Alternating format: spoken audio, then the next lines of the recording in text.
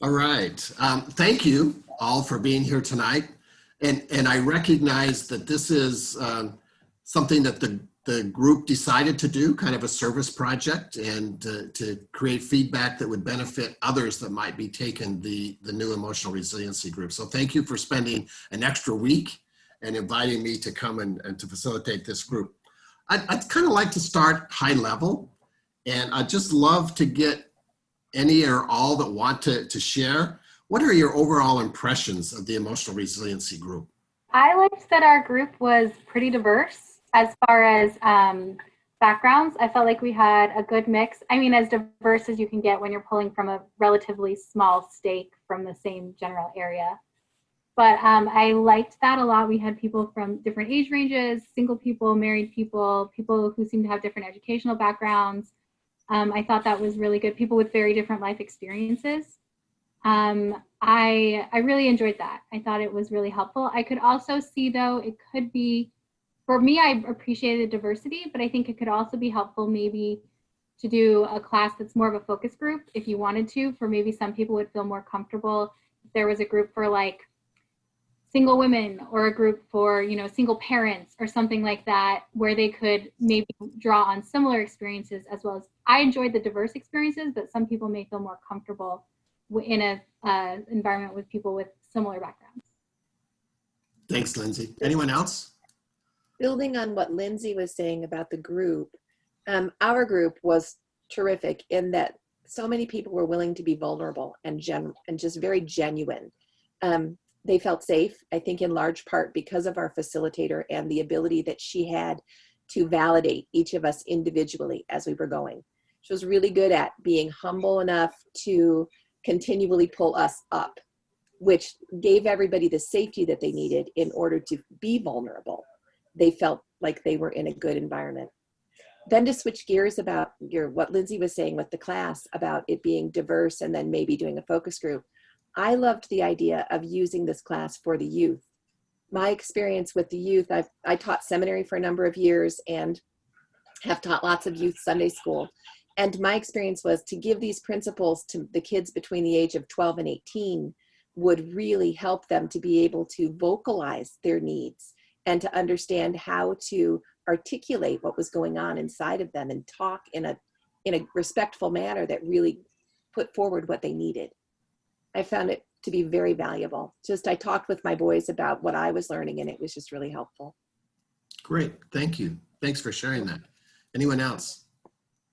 To go back to the vulnerability point, towards the beginning of the class, because there were so many people, there was discussion about whether to keep the same people in the same group or the same action partners or to switch it up some. And we decided to keep generally the same people together. And I think that really aided in people feeling comfortable and being able to be vulnerable. So I thought that was really good. Okay. Yeah, because then we had a buddy in class. You know, you had somebody that had your back. Right. So there are things that stood out to you that you particularly liked about the group? And again, we're talking about your group. The people in our group were wise. They just were. I mean, they brought out, inviting the spirit, it just like it opened everything up. And they brought out concepts that were very deep and very applicable in daily life. They just seemed so wise, everybody on all levels. So was that, so Beth, do you think that was as a result of just who they are naturally? Was there something that the facilitator did that helped to bring that out? Was it the luck of the draw? You just kind of lucked out? Part of it, I think, was the quality of the people that came. There was a fair number of they're just articulate, smart people. But a lot of it was the way it was facilitated, simply because we felt safe, you know, and we felt affirmed and strong. To have a facilitator that constantly praises is a beautiful thing. You could just sit for 2 hours and let her tell you how great you are, you know, that's very nice. But yeah, I guess that's probably the bottom line with it, is we just felt safe. Okay. And I think a big part of that was our facilitator often thanked us for being real, is the way it was phrased, as in like, thank you for sharing real emotions. But at the same time, I feel like generally, and I think maybe this is because of discussion we had at the very beginning about how this class is not therapy and it's not supposed to be group therapy. People were sharing, but they were also sharing an appropriate level. Like, it was enough to make it personal and vulnerable, but not so much that anyone was like, ooh, off, you know, like felt uncomfortable because someone was sharing stuff that that wasn't appropriate to share. And I think that may have been the group, but I think that was also, again, a discussion we had as a class at the very beginning. And I think it was in the manual, but about how, you know, this isn't therapy. This is, you know, but we sort of talked about the appropriate level of sharing. And I think that was a very important conversation to have. One other thing I think was good is that it was a self-selecting group. I joined because I got an email that this class was going to be offered as a pilot program. And I felt, I have to take this class. This is going to help me a lot. And I feel like that probably was true of many people who joined the class. So our desire to be there and to get something from the class led to a lot of good discussions and a lot of openness. Thank you. I appreciated that the class, it seemed less a class or less a meeting and more of a council. On the continuum, it started to move into a council. We began, of course, with prayer. We were discussing spiritual things. We allowed the Spirit to, I think, to guide. And we weren't all speaking at once. We were taking turns and we were adequately contemplating what had gone before. So I do think it had started to approximate a council. And we've seen councils in various contexts, of course, in church, but you know, the teacher councils that we've been doing lately, I think can also, you know, bring together similar groups of people.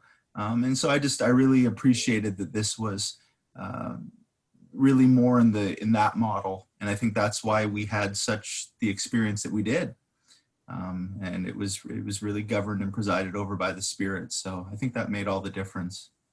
Thank you. Thank you, Bishop. Any other thoughts on that? I think it also worked well because our facilitator kind of, I don't think she was writing it down, but she kind of kept track of who was speaking and when, and would occasionally like call on someone who hadn't spoken for a while, or just sort of like make sure that everyone got a chance to speak. And I think she was very skilled at like moving us on when we needed to be, and sort of understanding when to let us like sit with silence for a little bit to see if people were just processing their thoughts so then they could share. I think that takes a lot of skill, but I think it was something that made a big difference. Okay. So on the flip side, was there anything that you think could be done to improve the group? Anything that you said, oh, I wish we'd do it this way, or? Yeah, I think we should hold it live. Okay. I think they should be live and in person instead of on Zoom. I think it would be wonderful. That will make a difference. Okay. Thank you for sharing. Anything else?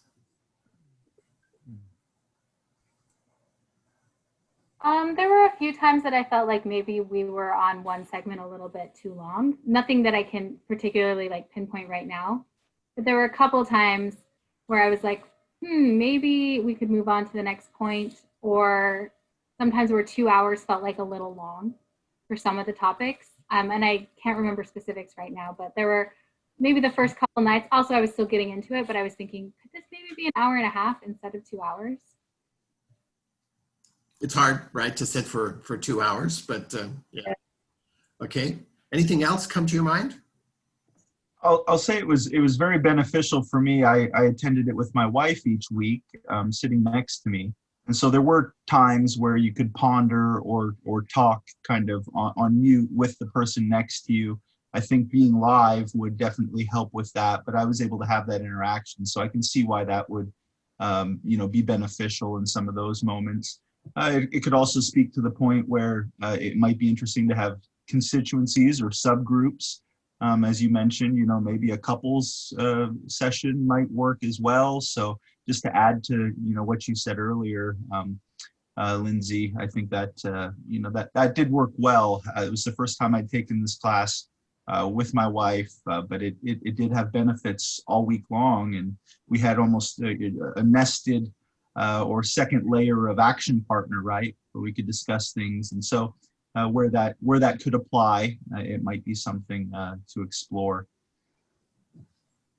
So I want to probe that a little bit. Thank you for bringing that up. I know, and this is a little on the side, but I know when Andrea and the stake leaders were trying to implement this, there were lots of thoughts that went through their mind about, do we do a sisters only group, or do we do couples, or how do we do this? And so I'd love to probe that diversity question just a little bit more. Any thoughts on whether you think a sisters only or a couples, and Beth, I'm coming back to your youth question in a moment, but any thoughts on that? Let's probe that diversity a little bit. I think that it's a good idea, and I could see where it would be beneficial. I also think, though, that it was very nice having people with different experiences, specifically because, like, for instance, I haven't ever experienced losing a spouse. And to hear people in the class talk about that experience and think about, how would I grow from that? What in my experience right now relates to that kind of, emotional burden? I really felt that the broadness of people's experience helped me to grow as well. I'd like to second that. I found the diversity in all the different people with all the different experiences really added to it. Although, like we've said, I could also see a benefit of a more focused group, but I think having a more open group is good and worthwhile as well. I could see how if you had a focus group, especially if it were something like stay-at-home moms emotional resilience class, it could turn into a cry sesh, like, oh, like, we're all experiencing this really hard thing and we hate that we're going through this hard thing. And rather than like, and the issue itself would kind of steal away from what we're trying to do, which is, figure out ways to rely on God rather than moan and groan about what we're going through. Okay, thank you. Other thoughts? So let me come back to Beth's question for a moment about youth. Beth, I'd be interested in hearing more about your thoughts. Are you thinking a class or a group specifically for youth, or you're thinking of integrating youth into another class? What are your thoughts on that?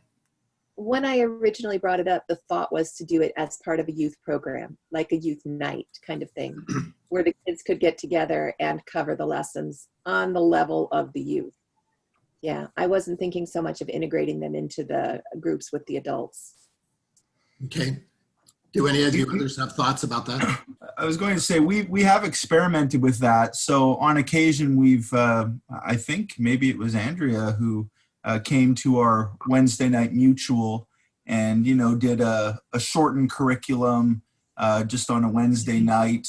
Maybe they went through the My Pathway first and then hit some other points. So we've done that on occasion just as a one-off activity. But we've also, over the last few months, had a group of 13 youth from our ward meeting to take the personal finance class. And it's a little bit abbreviated. I think they've only gone 8 weeks rather than 12.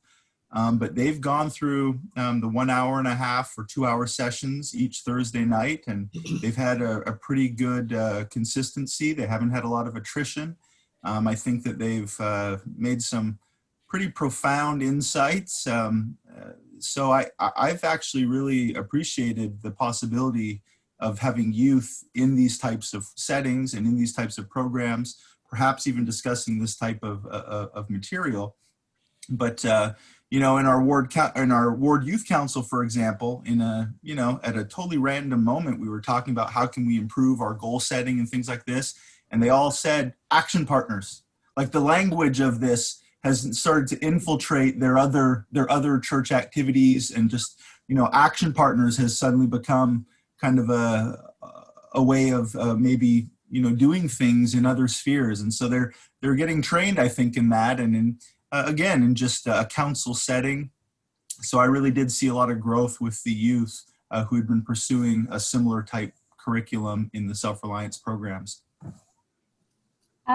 I just want to say I'm picturing 14-year-old me and whether I would have felt comfortable in a class with adults, and I don't think I would have. I honestly wouldn't have felt comfortable in a class with 17-year-old boys either. But I are at least comfortable sharing things. But I think I do agree with Beth that 14-year-old me would have really benefited from these skills and these lessons, especially, there's a lot of them in here that would have been very beneficial for me. I think it would have helped me a lot as a missionary, as a college student, a lot of things if I'd had some of these lessons earlier on. But I don't think I would have felt comfortable sharing or really related to the experiences that were shared by adults in the class. I think a youth only class would be a better idea. And potentially even like smaller within that, just because like I don't know, as a beehive, I was terrified of the priests. So I would have just been like, well, I was loud, but I would have not really gotten a lot out of it if there were priests in my class. And you could do, since it is such a, a stake thing, like all of the beehives or whatever, they're not called beehives anymore. I don't even know what they're called. The 12, 13-year-old girls, all of that age group, like would be a good size, right? It wouldn't be too large. It would be a nice discussion size across the stake. And it'd be also a way for them to meet one another, which is, That would be a real plus. good too. Plus. So I'm going to break a cardinal rule of facilitation for a moment and share something with you. My job is to get you talking, not me talk. But this was piloted in some other stakes, and that's the exact feedback that we got, is that the youth were uncomfortable being, they liked the class, they liked the group, they liked the content, they liked the material. They were uncomfortable being with other adults. And they sometimes thought other adults went on too long, in their responses. So I want your reaction to this. So I just got this note today. And as you probably know, the Emotional Resilience Manual is being reprinted because there were some errors found in the book, and some of those came from your stake. And so I was just sent a note today that said the following statement has been added to the new manual on the Facilitators page. I'd just like to read that statement and then get your feedback. Most of your feedback will be to help the Mount Vernon stake, but I'm curious in getting your feedback because it helps me and I can provide that to Salt Lake. So here's the statement. To make the course more meaningful to youth, it is recommended that they be at least 16 years of age and accompanied by their parent or guardian.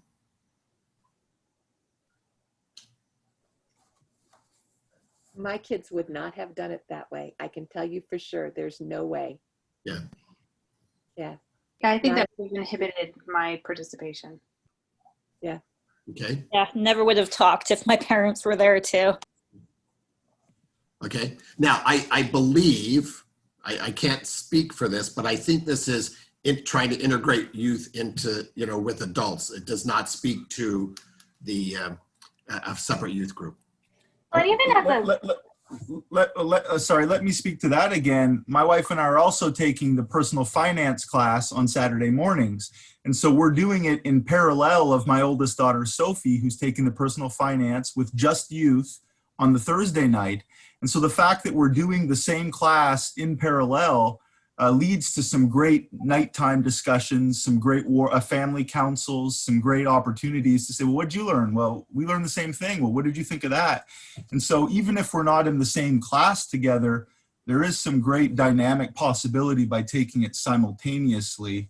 And maybe that would attenuate some of the concerns that we're expressing here and yet benefit all parties. I love that idea of doing the parallel. That's smart. Comment. Thank you. Yeah, I was just going to say also, I'm not a parent, but imagining myself as a parent with my teenage child in the class, that may make me as a participant also hesitant to share certain things. Because I think a lot of things that people who are parents shared had to do with difficult challenges with child rearing. And I definitely know that's not something my parents would have talked about it that way if I were present. Okay. All right. So some of you indicated that you had taken other self-reliance groups before. Is there anything that stood out to you about this one being different?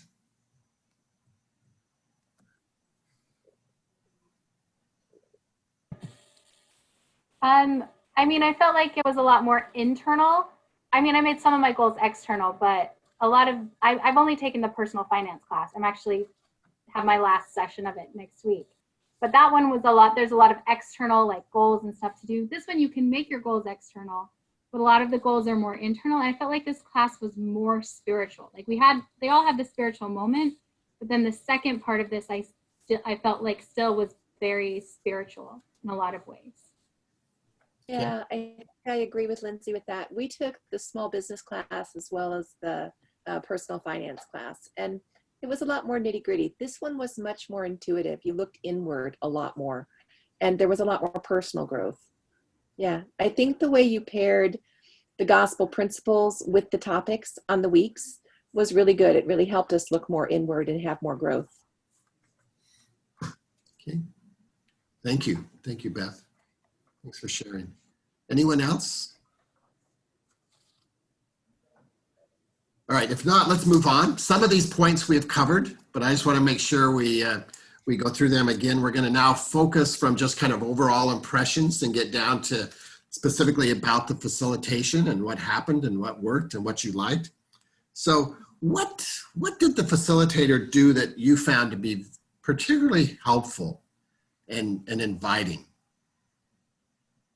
Gratitude. Gratitude. It was huge. Gratitude brought the spirit, it increased the spirit, and gratitude opened things up for us to want to share more. It was huge. And it wasn't patronizing gratitude, it was genuine gratitude, which means our facilitator also has their own personal testimony and their own spiritual practice. And in bringing that, it really changed the tone for the group. Wonderful comment. Wonderful. One thing that surprised me that I really loved that she did was she stuck to the manual, like verbatim. And I've never been someone who likes, following manuals to the T. I feel like it sometimes stifles conversation, but for some reason with this class, it works super well and it really opens up conversation because we're hitting all of these different points that maybe wouldn't have been brought up if the discussion was allowed to kind of just meander to where it needs to go. So sticking with the manual made a huge difference. I felt like our facilitator was part of the group with us and was going through this journey of self-discovery and like thinking about these questions.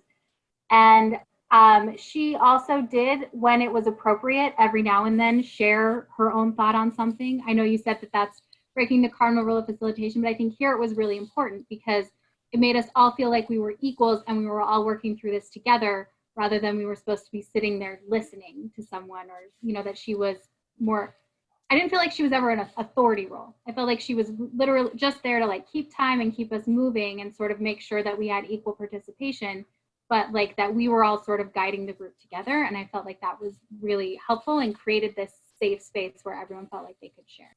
One thing that I would say is, as a facilitator, don't apologize when you're going to share. Just don't. Just share because you're part of the group. Mm-hmm. And when you apologize, it kind of detracts just a little bit from what you're going to say. And so that would be something I'd point out to the facilitators. No, great. Thank you, Beth. Mm-hmm. What? I think I would second how the group did feel more on an equal playing field as the facilitator also shared and didn't do all that stuff. She was also very good about when it was reading, like going through and everyone got a chance to read and stuff. I know on Zoom, people without videos can sometimes get a little forgotten because they end up at the bottom. But I never felt that way in this class with my video not working. Good, thank you. So what did the facilitator do to encourage participation in discussion? She let there be silence and she waited for people to talk. And it was never like an awkward silence. Like she wasn't pushing people to answer. She just waited. I second that. It was a loving silence. It wasn't impatient. It was just loving and accepting and open. Understanding we needed some time to think. And then when people did share, she always thanked them, which definitely made it more likely to that you would speak again, feeling like you're actually being heard. I think she did a good job recognizing the sensitive nature of some of the subjects we were going to talk about and not pushing anyone to share, if on those more sensitive things, just kind of letting it be like an open volunteer, like whoever's willing to share there. Even to the point where she would say, I understand this can be really sensitive, so don't feel like you need to share if you don't want to, but here's what we're going to talk about. And it gave us all permission to be comfortable sitting in the silence and not sharing if we wanted to. I think she did a good job of crediting each idea as it was expressed.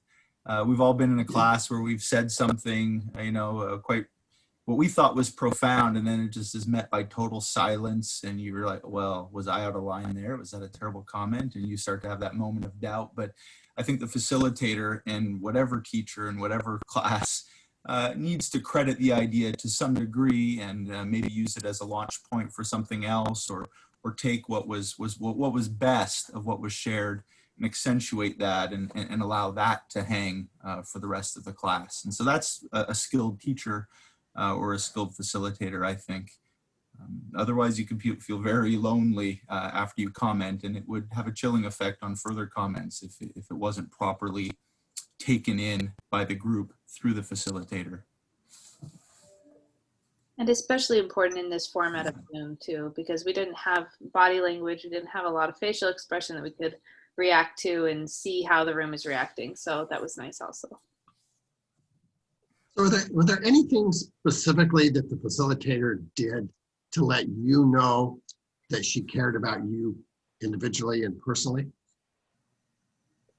She greeted us as we came in. We had a little bit of a chat at the beginning of the class so that you felt welcome, and she knew who you were, connected with you at the opening. I think one thing that she did that I really appreciated was when we were talking about our goals for the week. I mean, the manual says, it's supposed to be quick and you're supposed to like maybe talk to a partner, but because we were in the Zoom format, she actually called on each person and asked them what they wanted to share about their goals for the week. And not everyone said exactly what their goals were because, sometimes they were personal, but they would just say like, oh, I felt I did well, I felt I didn't, and just share a little bit. And it probably took maybe a little bit longer than the manual time suggested, but I felt like it was really helpful for us as a group to sort of remember who everyone in the group is, see everyone's face, and everyone got to say something at the very beginning of the class, was sort of got the juices flowing for later conversation. That also increased my feeling of accountability, because I'd be looking at Thursday noon and thinking, oh man, what did I commit? Did I do that? She's going to ask me. And so that I came in more prepared. Thank you for sharing. Anything else? Anything specific that you can think of the facilitator did that that stood out to you as, wow, that was very good? I think it was useful to have all of the materials downloaded and easily deployed in the format we were in. I think it showed preparation to have digested the material first. She knew what to roll together, how to come out and transition into something else. I think she was familiar in advance with what she needed to at least have presented. So I think that was useful, but it was also very noticeable because it was really seamless, and I think it spent the right amount of focus on the right things, but was able to glide across other things that weren't going to be as productive with this group. So over time, I think she got very familiar with the group, began to understand its ebbs and flows. And so I do think that it became a very well-oiled machine by the end. Well, there were fits and starts at the beginning, but that's to be expected with any class. But certainly by the end, I could sense that she knew the group enough to see where we should linger and where we should perhaps move on. I think too, there were a couple times when we had glitches, tech glitches, and she didn't hesitate to delegate. She let the class continue to move on by just passing, the reading or passing the baton for a few minutes to somebody else. And then we continued while she went and fixed whatever the tech glitch was. So we didn't lose class time. She just kept going by trusting us. She also remembered what people had shared from previous weeks and would relate back to that sometimes. Like we had a running joke that we had a theme song, for our class, you know, and every so often she'd ask the person who'd come up with a theme song joke to sing it for us. And it was just fun. And it also made you feel like welcomed and remembered that, you know, like that she remembered what you'd said before. Just that the theme song was very nice. And he sang it so well. It was amazing.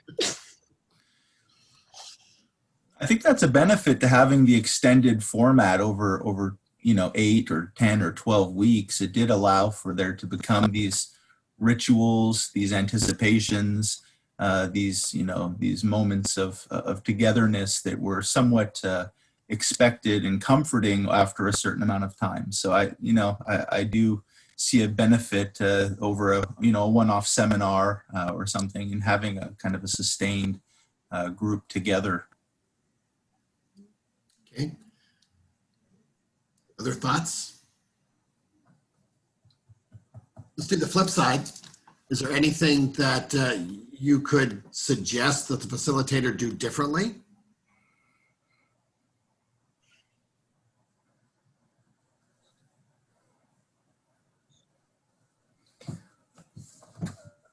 Well, I'm not going to let her get off that easy. No, Andrea definitely, she did this. She would provide kind of a weekly, hey, looking forward to seeing you all. Here's the link again.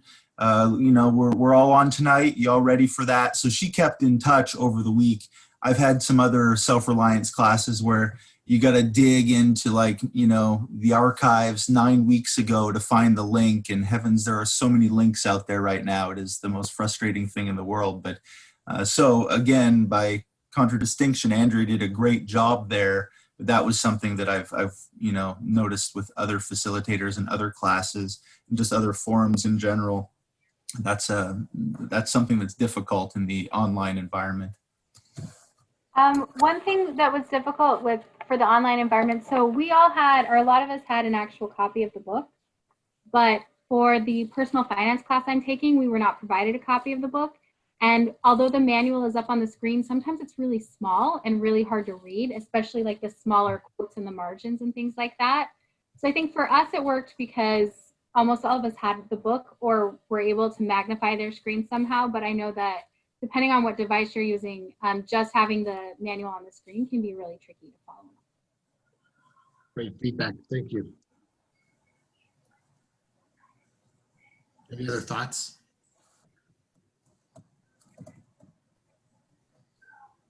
It really was an exceptional class. It's really hard to find anything negative. I agree with you. So how would you respond to the question, what attributes do you think are essential for someone who's facilitating a self-reliance group, whether it be emotional resilience or personal finance or one of the others? What do you think are the essential attributes needed by a facilitator? I would definitely say sincerity as one of them.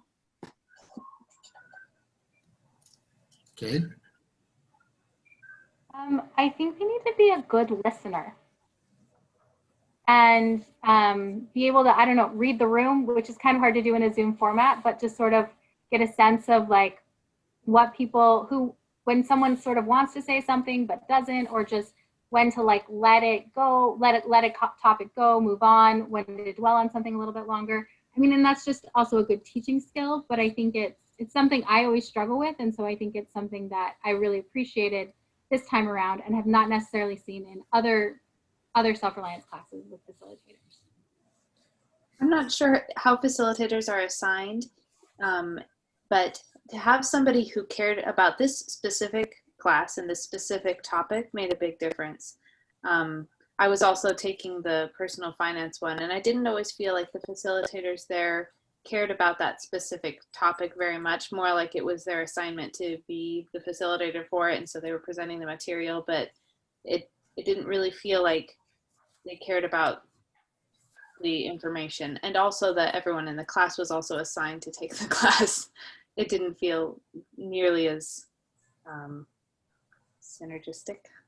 Okay, that's great feedback, Jennifer. Great, thank you for sharing. In our stake, when we took our self-reliance classes, what they did was we all got together for the class we were interested in, and then we formed a group, and then they assigned a facilitator from within the group. which I really loved because nobody knew anything about what the class was. We all learned together and we all had a vested interest. We wanted to be there to learn. And that was really helpful. Being a good validator, and to bring up what Bishop McCorkindale pointed out, to validate all of the comments is really essential for whomever shares and participates, for them to feel like what they just said was worthwhile in some way is just really important. Excellent thought. I think I really like the pattern, and you need the right personality who knows how to properly do this, but to not want to be a sage on the stage, but a guide on the side. That's how I've heard it expressed, and I think that's apt here. This isn't a lesson or a presentation or some sort of expert, dissertation. This is someone who's familiar with the materials, but is nimble enough, according to the Spirit, to distribute the lesson and to have, each one, share and be edified of all. And I think that's pretty critical, and that's not necessarily the way the world does it, but it's the way that I know that we're taught to do it in the Lord's way. And I think that's probably a pretty important quality when you're looking for someone who can teach in the Lord's way. Thank you. Thank you. Good comments. Anything else about attributes? One of the things that really stood out for me on anyone that I've seen that has facilitated or taught well is that they had a strong testimony and reliance on Jesus Christ. And they really could listen and hear the promptings of the Holy Ghost. Yeah. When they fed themselves and they had a deep relationship, we were all edified because they knew how to lead us. So important. I agree. I think that's the bottom line. I think that's the crux of it. Because no matter what we know or don't know, if we're close to Heavenly Father and we've got that reliance in the Spirit with us, we're going to succeed because they won't let us down.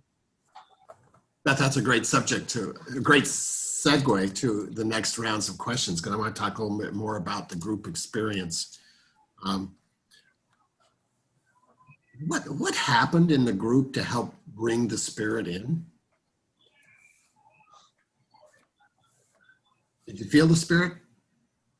Every single time. Every time. So what contributed to that? Part of it was I came prepared, but a lot of it was that everybody came prepared. And so it was the common spirit that each of us brought with us that made the Spirit so great in our group.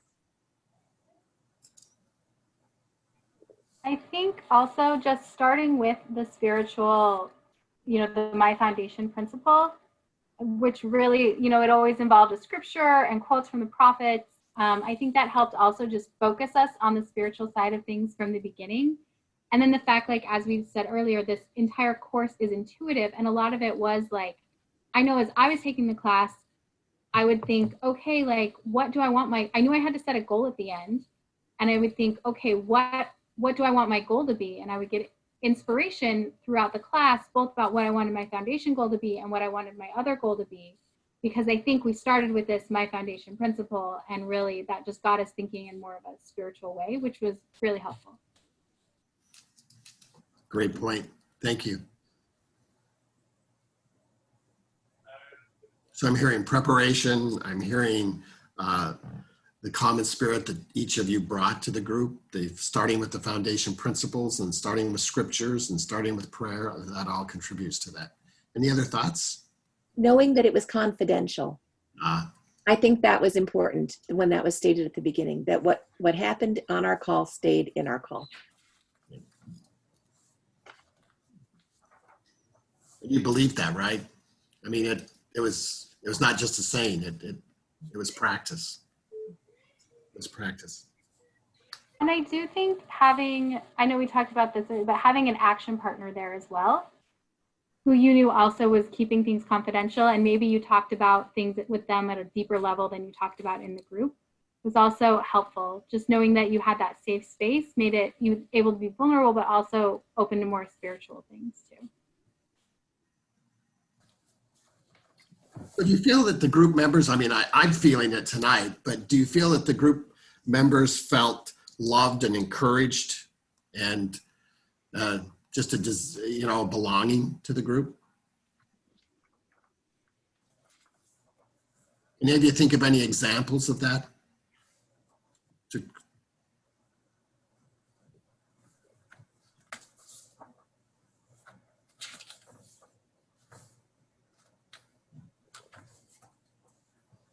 I mean, we did have our theme song Mhm, mhm. that one of our group members sang every week. We also, I think we probably, that's the one that I remember the most as an inside joke, but there were,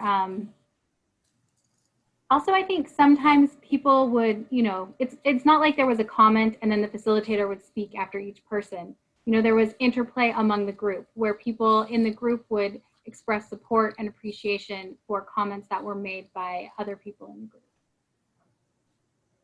That's an important point, I think. That reinforcement was coming from each other and not just from the facilitator, but that you were encouraging each other.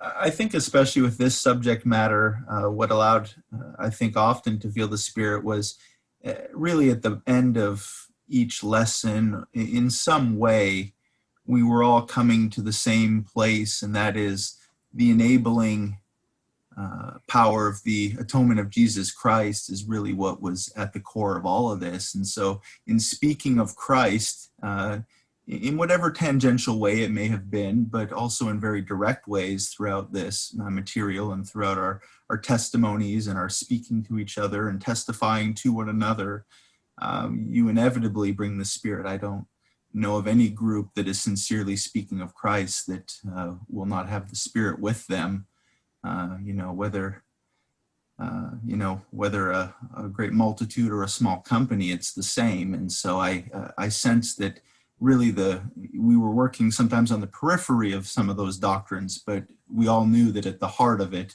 we were talking about Christ and how imperfect we all are inevitably, but that the answer is the same. And so that's really the unifying factor that I saw each week when we boiled right down to it, that brought the Spirit. Thank you. It reminds me, as you were speaking of the scripture, when 2 or 3 are gathered in my name, I'll be there also, and that's what happened. And it sounds like that's what happened in your Self-Reliance group.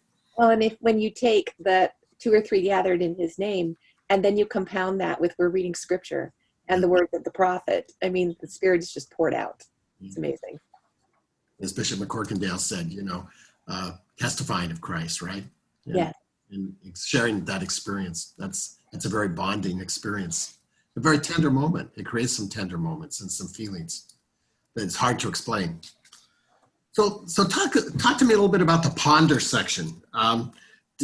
Was that done effectively in the group where you had an opportunity to sincerely ponder and receive revelation?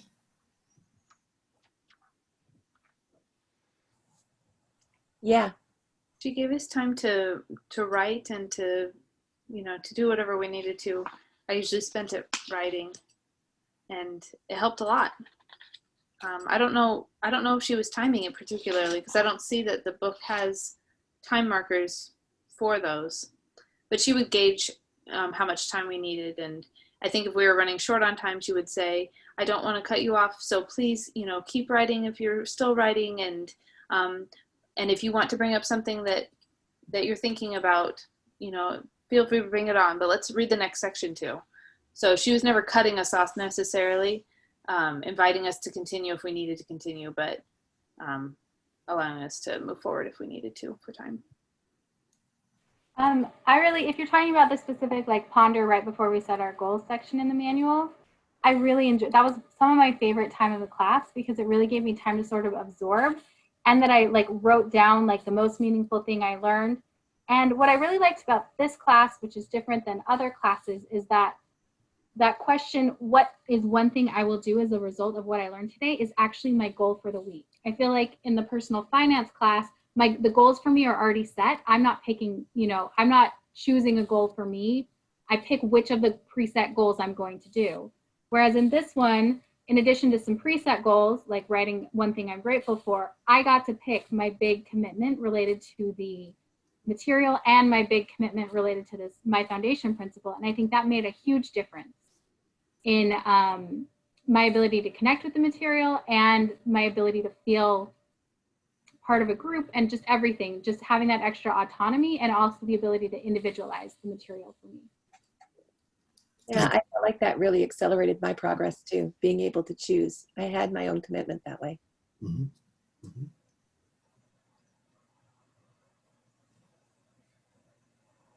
I thought the ponder section is where it really all came home because, you know, when you take the personal finance class, you know 90% of what's in there. Just the basic temporal teachings that are in there. You've heard them before, probably for many years. But it is amazing that when you sit and ponder something under the influence of the Spirit and truly in this environment, the new insights and revelations that you'll receive on things that you've thought about 1,000 times, but now see with different eyes in this context.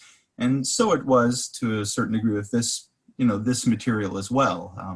Much of this is pretty intuitive. And if you've got some emotional intelligence already, you're figuring some of this stuff out and you've heard it before and you've learned it. And so a lot of this, I think, was, you know, perhaps not new to anyone per se, but when you were able to ponder and have the Spirit teach you privately for those moments and write those things down, it kind of changed everything. It's like you're suddenly bathing in the, you know, the old saw, you never bathe in the same river twice. Well, when you're learning by the Spirit, that is absolutely the truth, even if the material is very familiar.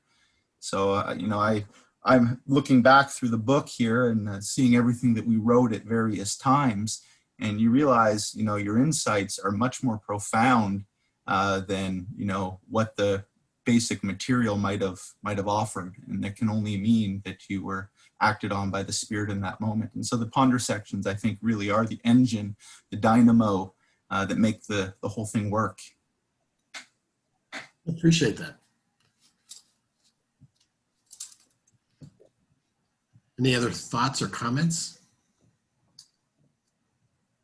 Thank you for sharing. I just appreciate your openness. Let's talk about action partners.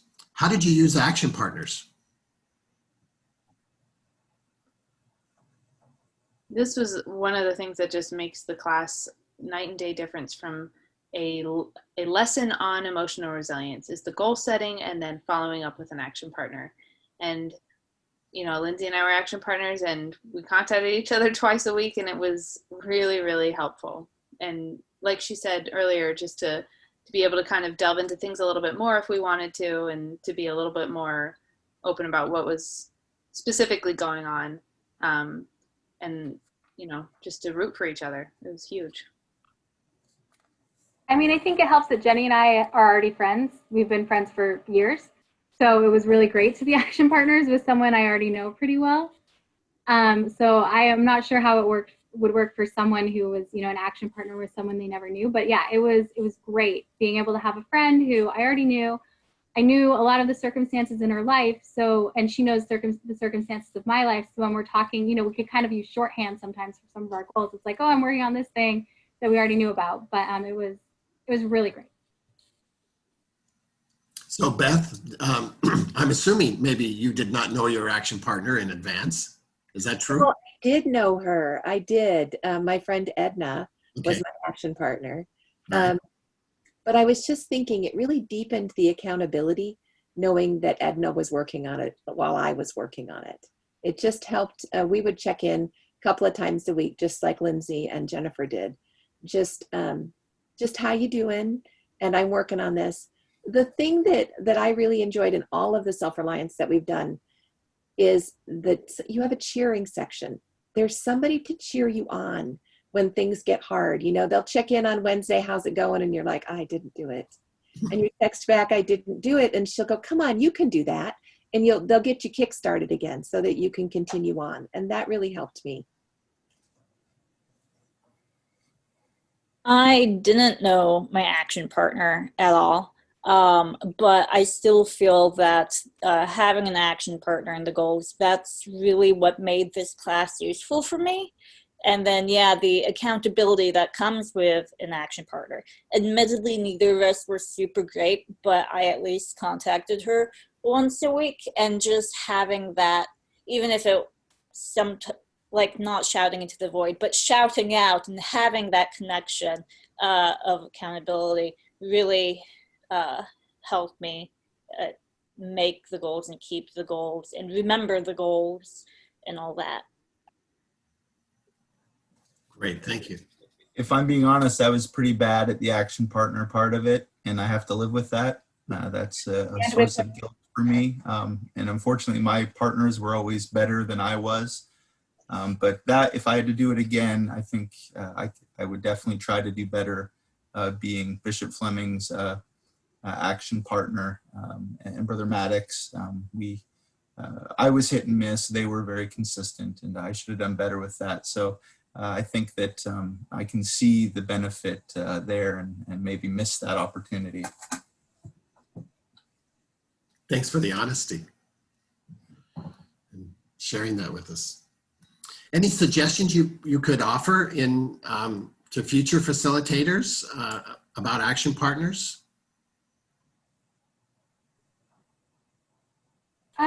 I think it worked really well for us to keep the same action partners. I think Arvilla mentioned earlier that was helpful, but maybe as a facilitator, it might be helpful to just be aware of, or maybe like, if you feel like, just maybe check in with people individually outside of class in a private setting, like, are things working with your action partner? Do you feel like, you know, this is actually working? And then maybe be willing to switch it up if something's not working. That's just like, it was great for me, but I could see that I might feel uncomfortable raising that as a student if my action partner wasn't being responsive. I wouldn't raise that to the group for sure. And I don't know if I would have reached out to my facilitator and initiated that conversation, but if a facilitator had reached out to me, I'm sure I would have been interested in doing that and talking about it. And if we pick up on what Bishop McCorkindale said about the action card partner kind of be the core, you know, because it's the accountability piece, that would be important, right? To be able to have that open conversation. All right. This, as you know, was considered to be a pilot. And so what suggestions could you offer about the manual or the exercises in the manual or the group itself? Any thoughts on that? This is the feedback for the manual, the exercises, activities.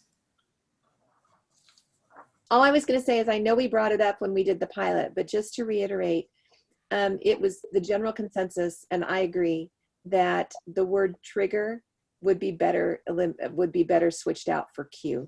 What are your emotional triggers rather than what are your emotional cues? Triggers have a sense of powerlessness, you know, as somebody else is causing that behavior, where a cue, you're still in power. And that was one thing that I noticed in the early lessons. Excellent. I was going to say, I really liked how I felt like some of the meatier, more difficult topics were further on in the course, which was helpful for after we'd already sort of built like a common feeling and bond. I mean, if we'd been talking about like supporting people with addiction for like the second or third class, I think that would have been difficult. So I like that it started with issues that are really common to everyone and more fundamental, like everyone deals with stress and anxiety, you know, before we get to these more difficult things.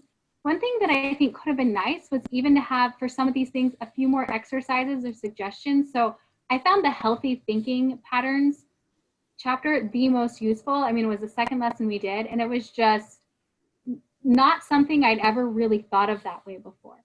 Like really recognizing and correcting these unhealthy thinking patterns. It was very helpful, and it's the thing that's going to stick with me the most from this class. And we had this like one chart that was one example of a way to work through that. And if there were more examples or more charts or exercises or things that you could do in your own time, I would have loved that. Yeah, I think I don't have any specific examples. I think with the unhealthy thinking patterns was one. It listed a lot of like, don't do this, and then you were supposed to talk about do this instead. I would have liked more like examples of the positives and the things to do instead. I found it a little like we had a good group and we had knowledgeable people in our group. But if I had a different group that didn't already know things, I feel like it could have been a real struggle and could have not been helpful at all. It was a little bit negative. Okay, good Yeah, feedback. that it just felt a little bit negative.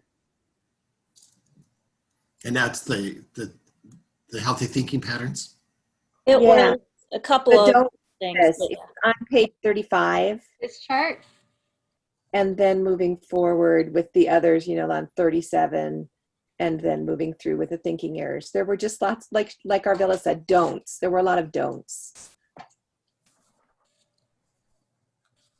And the more positive would have been more helpful.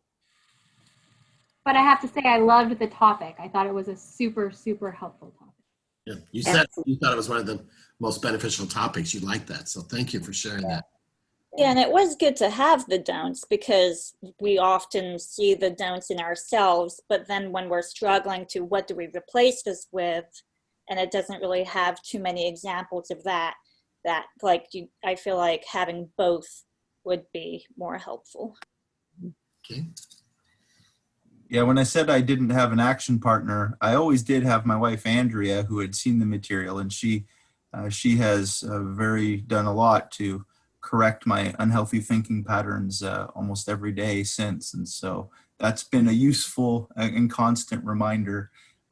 But I did like one other element, and that was some of the early concepts. While they were perhaps, you know, the milk before meat, as was already described, they did run through the rest of the lessons in the commitment. So for example, write down one thing you're grateful for every day. That continued to be a pattern that you developed throughout the entire thing. And so you can see, you know, some of these, I guess, really important, really elemental, really essential thinking patterns and habits were really introduced consistently and stayed with it, and you know, to where it almost became a way of thinking and a way of being over time. So I did like that, and I could always count on that. I knew I would get that commitment right because that was something I could do every day, that I could easily accomplish, and you know, there was nothing that could stop me from being thankful for something every day. I would fail on all sorts of other goals, but that was one I could always have and I could always hang my hat on. And, you know, that became something over time. Absolutely. Thank you. I was just flipping through the manual and I'd just forgotten about this, but at the end of lesson 4, we did a group evaluation. And I think it would have been interesting to do that again, maybe after lesson 8 or just some other point, because that was 4 was not even at the halfway point. And so for group growth, I think it could have been interesting to redo that exercise. Good feedback. I don't know if this is Any other thoughts or suggestions? I'm sorry. I was just going to say, I don't know if this is particularly on topic, but I was just thinking reading the material in the manual is helpful, but it pales in comparison to actually doing the class and participating with other people. And I'm not sure why it's so different. But on the weeks that I missed, either because it just slipped my mind or I was doing something else, I would read over the materials and I tried to kind of recapture the feeling that I would get in participating with the class. And it's really difficult to recreate. So the material is good. The material with the class is exponentially better. Thank you. Thank you. I tried to read through the material on my own, and then I participated in one of Andrea's Tuesday night classes, and I agree. There's difference about sharing that experience, right? And hearing and learning from others. So I agree, and I think that's a valid point to raise. Any other thoughts or comments? We're nearing the end of my questions. I just want to make sure you've had a chance to share what's on your mind.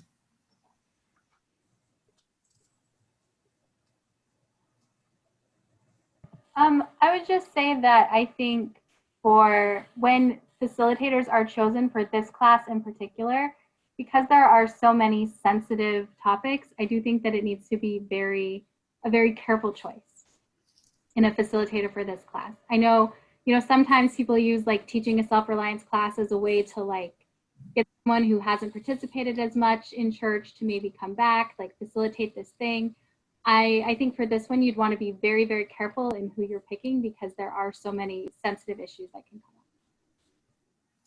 And maybe it was Beth or Bishop McCorkadale who raised the issue of like the facilitator really having the spirit and being very attuned to reading the room and also kind of receiving promptings made a big difference. Mm-hmm. I might just add maybe a broader perspective, and this is from the self-reliance classes in general, not this class in particular, so I hope you'll forgive that. But we currently have in the ward about 85 people attending self-reliance classes of some kind, mostly in the personal finance.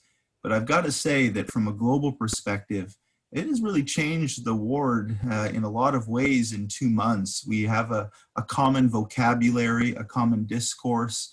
We're thinking about the same things. We have, ministering brothers and sisters interacting in this other context. And I want to say that there is some benefit to a ward family or a larger group when everyone is, it's being diffused throughout a larger group as well. And so I don't know how broadly a class like this could be disseminated, but some of those other ones certainly give a common point of reference that I thought has been invaluable for a good percentage of the ward members at the same time. And we're studying the same stories, the same anecdotes, the same concepts, the same principles, and those start coming out in other conversations and in other discussions, and people know how to interact and hold these councils together and listen to one another's opinions and hold them in confidence and cherish them and then express appreciation and thanks. And so it did become a little bit of even a broader community in that sense. And I don't know how reproducible it is for all of these classes, but there are some, and certainly the self-reliance programs in general, how they're structured, can have a broader effect, I think. And it's been very good and very dynamic. Bishop, thank you for saying that and sharing that. I've had the privilege of participating in the Stake Self-Reliance Committee under Andrea's direction and President Sampson's direction. And I've always appreciated your comments and your endorsements. And I think if I could just clone what he just said and share that with other bishops. So I appreciate your vision. I appreciate your honesty and your candor. Thank you.